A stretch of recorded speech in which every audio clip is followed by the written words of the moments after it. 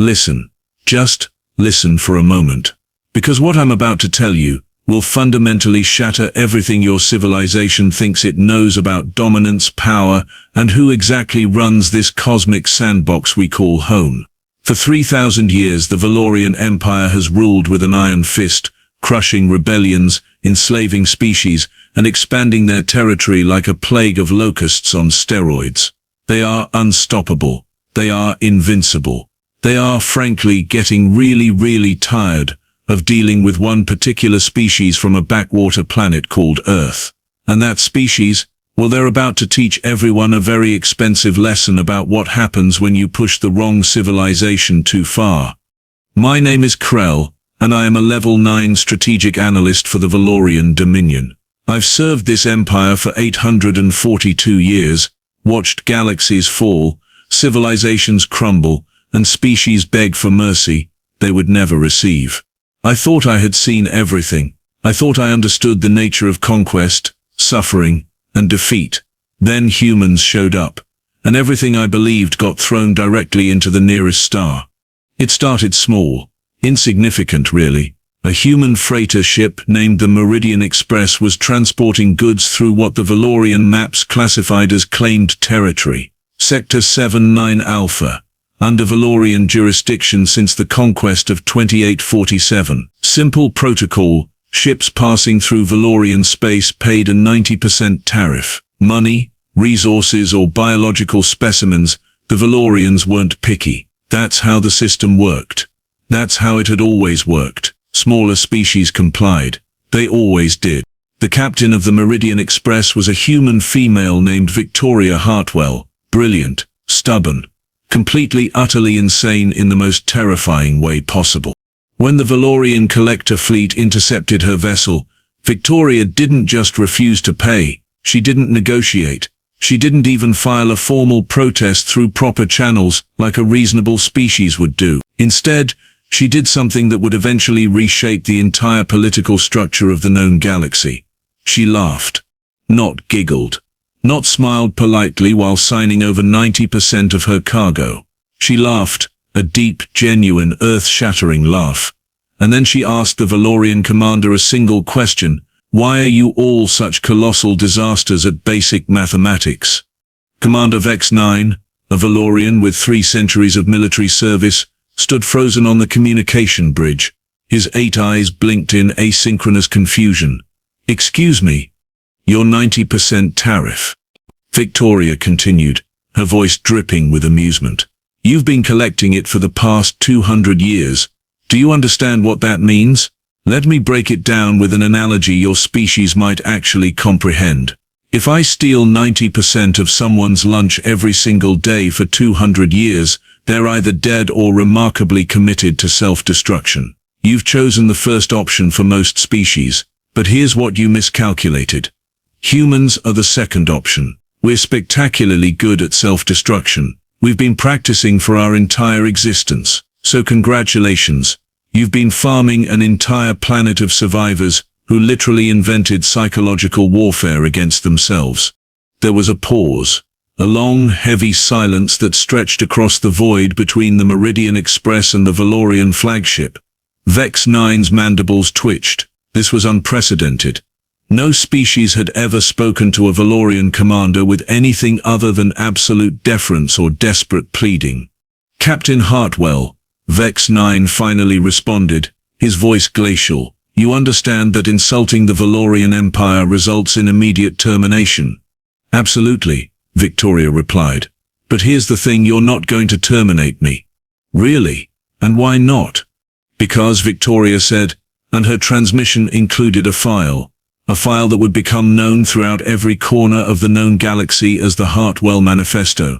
Killing me would be like squashing one ant while 10 million more marched directly up your leg. The file contained something so perfectly, diabolically simple, that it took historians 3 centuries to fully comprehend its genius. Victoria had calculated, down to the smallest detail, exactly how much economic damage humanity could inflict on the Valorian supply chains. She had mapped out their dependencies, every species that transported goods for them, every system that processed their resources, every pathway of their infrastructure, and she had found the pressure points. Most importantly, she had already made friends. What the Valorian Empire didn't realize was that Victoria Hartwell wasn't working alone. She was part of a loose coalition of 32 different species, all of whom had been subjugated under Valorian rule, all of whom were absolutely positively exhausted by paying tariffs that left them on the verge of extinction, and all of whom had been waiting for exactly this moment, for someone insane enough, confident enough, and human enough to actually say the words nobody else dared speak. She had said those words, and the universe would never be the same. Vex 9's response was to destroy the Meridian Express. It was protocol. It was expected. It was, unfortunately for the Valorian Empire, the single worst decision he could have possibly made, not because Victoria Hartwell was still on board, but because her transmission had already been received. Her transmission had been amplified. Her transmission had reached every corner of the galaxy, and 3,000 worlds heard a human voice explain, with impeccable logic and devastating wit, exactly why the age of Valorian dominance had just ended.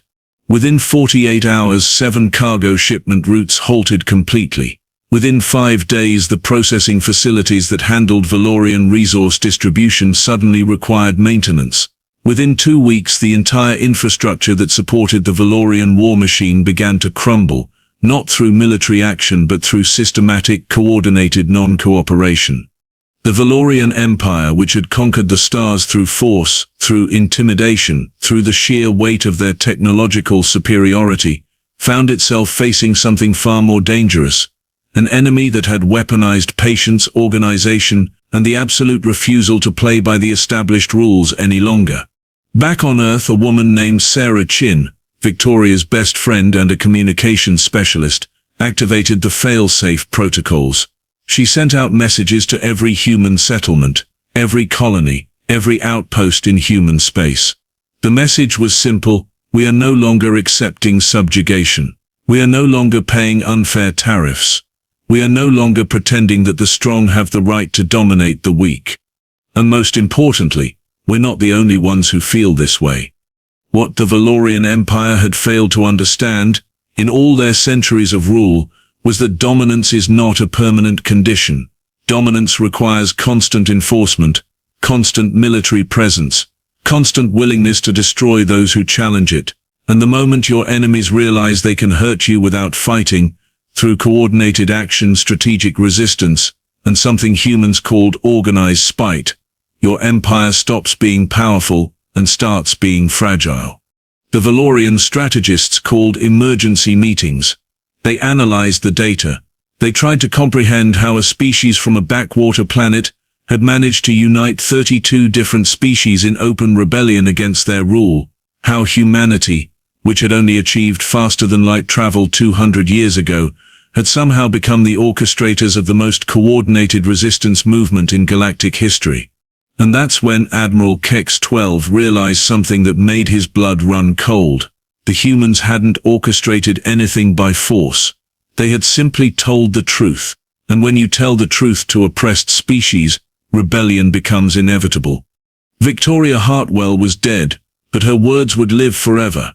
And as the first waves of coordinated strikes began against Valorian installations, as supply lines collapsed and military operations stalled, as the unstoppable empire suddenly found itself very, very stoppable indeed, everyone from the highest Valorian command to the lowest subjugated species understood one simple, undeniable fact. Humanity had been the last straw, and they had broken the camel's back spectacularly. This is where our story truly begins. This is where Victoria's laugh echoes across the stars as consequence.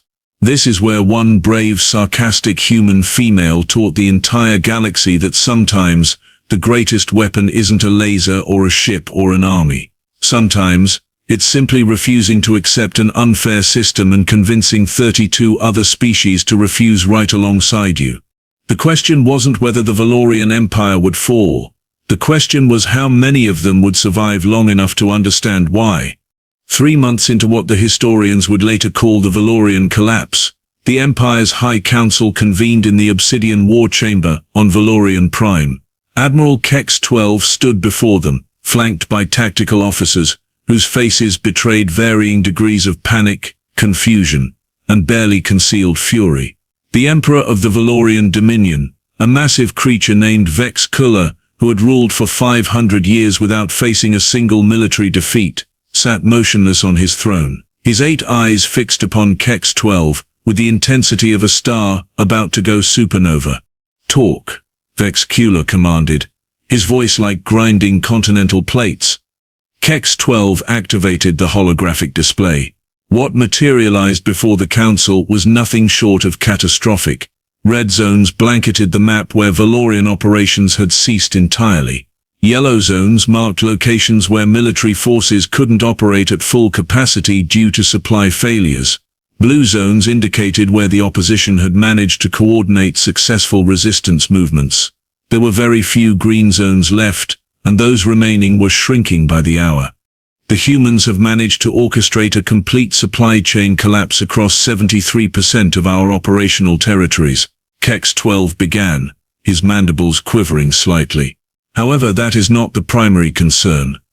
"Then what is the primary concern?" demanded Council Member Shur-7, a veteran of 1,000 conquered worlds. "Send in our military. Eliminate the human civilization entirely. Sterilize their planet. Raise every city to ash." "We tried that," Kex-12 replied quietly. 14 military expeditions. We killed approximately 8 billion humans. There was silence. Then Shah-7 leaned forward. And Kex-12 said, pulling up new data, their population increased. The council erupted into furious debate, but Kex-12 knew the truth, that they hadn't yet accepted. Humanity wasn't playing by military rules. Every time the Valorians struck, humans evacuated civilians to other allied worlds. Every time a Valorian base was destroyed, humans were waiting with reports, with documentation, with proof of Valorian atrocities that they broadcast to every neutral species in the galaxy. They were fighting with information, organization, and a fundamental understanding of psychological warfare that made traditional military strategy look like children playing with toy weapons. On Earth, in a command center hidden beneath the Australian outback, Victoria Hartwell's successor, a man named Marcus Webb, was orchestrating the most complex military operation in human history. He stood before a wall of screens, each one displaying a different theater of what humans were calling the liberation. But Marcus wasn't a general. He was a systems analyst. He had worked in corporate logistics before humanity made first contact with alien civilizations, and he understood something that no traditional military commander grasped, that supply lines, information networks, and coordinated action were more powerful than weapons. Next to Marcus stood Dr. Amara Okonkwo, a human diplomat who had somehow managed to turn 32 different alien species with wildly incompatible biologies, cultures, and values into a unified front against Valorian oppression. When asked how she'd accomplished this miracle, Amara would simply smile and say, "I asked them a simple question. Would you rather suffer under Valorian rule forever, or suffer through 1 year of coordinated resistance?" The choice had been obvious. But the Valorian Empire wasn't finished yet. They were wounded, confused, and desperately searching for a solution.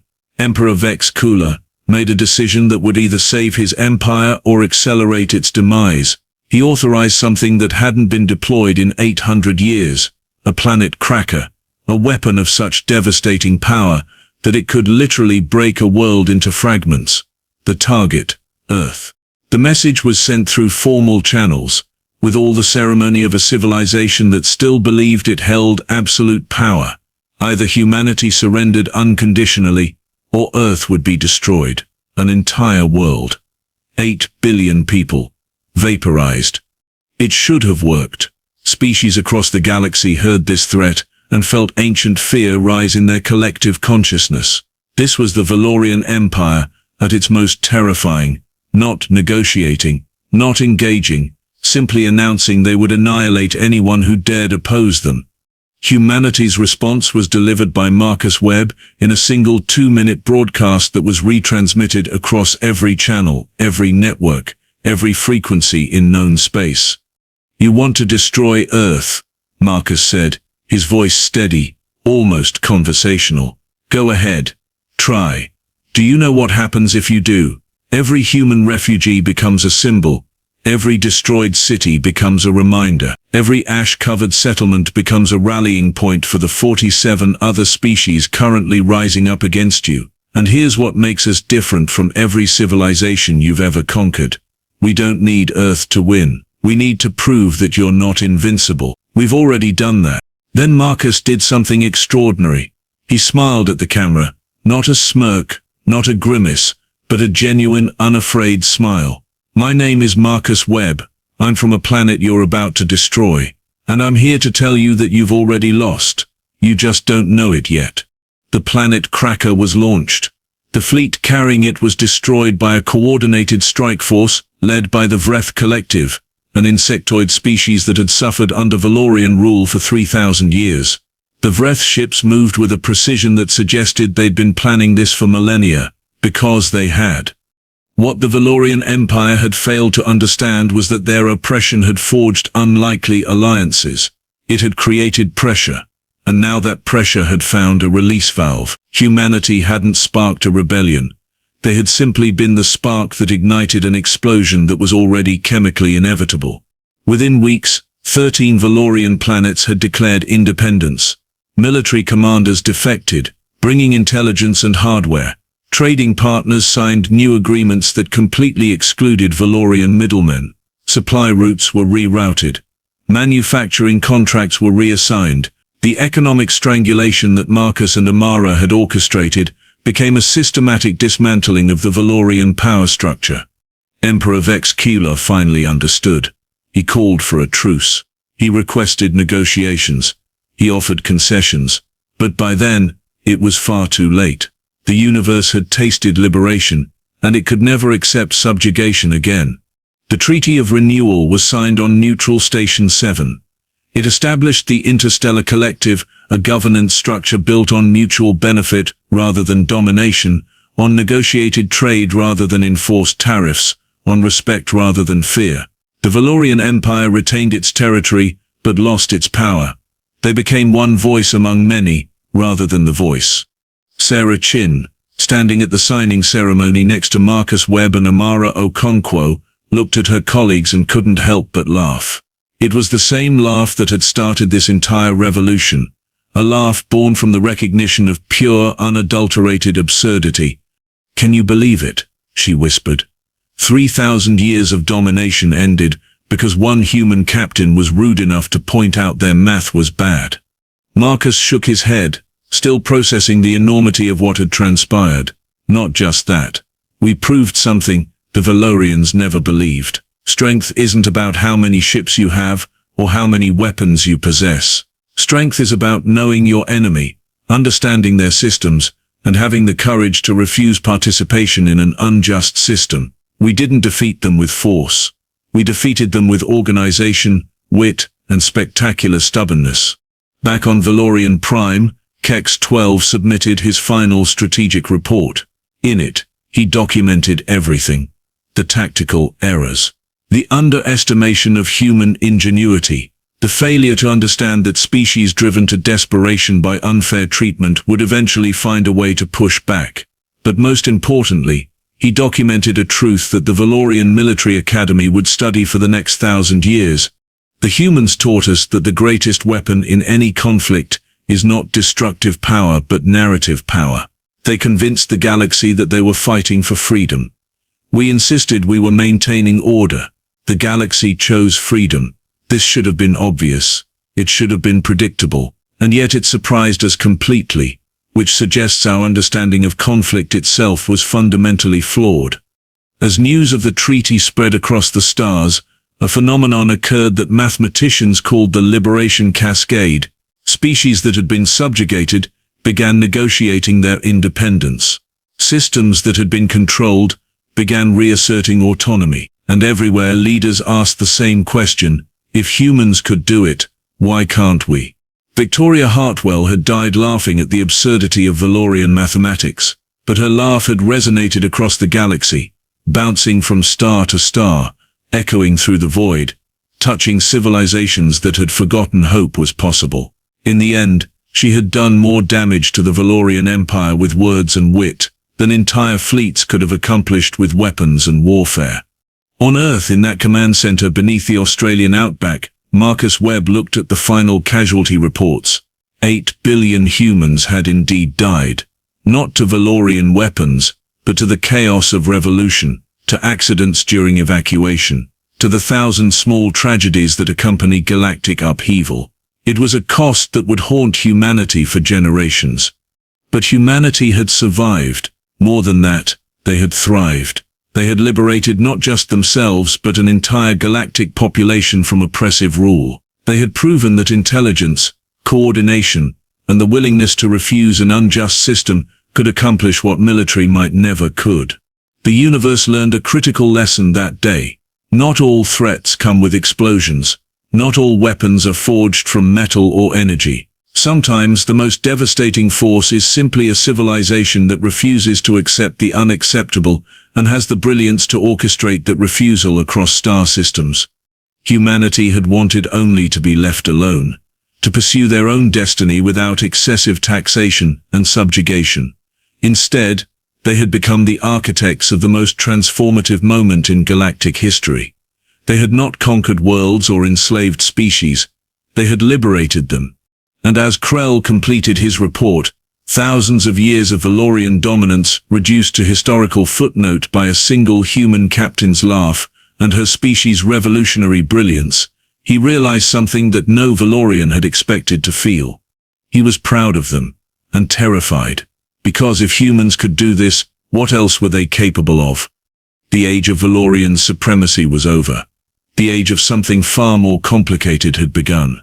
The age when the universe discovered that sometimes the greatest power isn't the ability to destroy. It's the ability to refuse to participate in your own oppression, and the cunning to convince an entire galaxy to do the same. Victoria Hartwell's laugh echoed across the stars, and the galaxy, finally free, laughed back.